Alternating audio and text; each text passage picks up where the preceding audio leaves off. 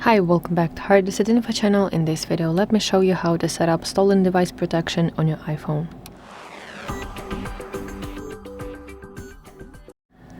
So, some requirements before we start, that you need to have your Find My turned on. So let's go to settings and you want to type your name at the top, which is your Apple account. Now let's tap section Find My, and at the top go to Find My iPhone, and please make sure that this toggle is on. Then you want to make sure that Face ID is set up. Let's go to homepage of settings, and if you scroll down you'll see here Face ID option. Let's enter my passcode, and please make sure that you have your iPhone unlock with your Face ID.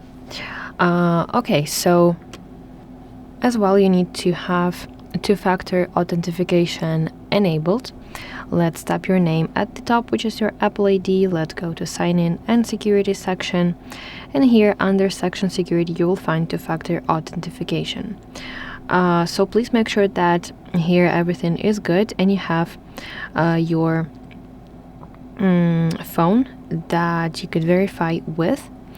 And the last but not least is that you have need to have enabled significant locations. So you can find this if you find section privacy and security. Now let's go to location services. Let's go to here should be system services. Yes, here it is. And now let's find from this list significant locations. Here it is, and let's turn this on right here.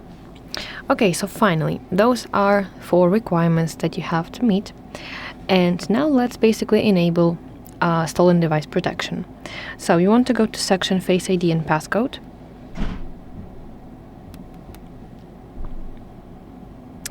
And now if you scroll down, you'll find here option stolen device protection, and let's turn this on. That is basically it, and as well you can select require security delay, the first option always, and the second is away from familiar locations.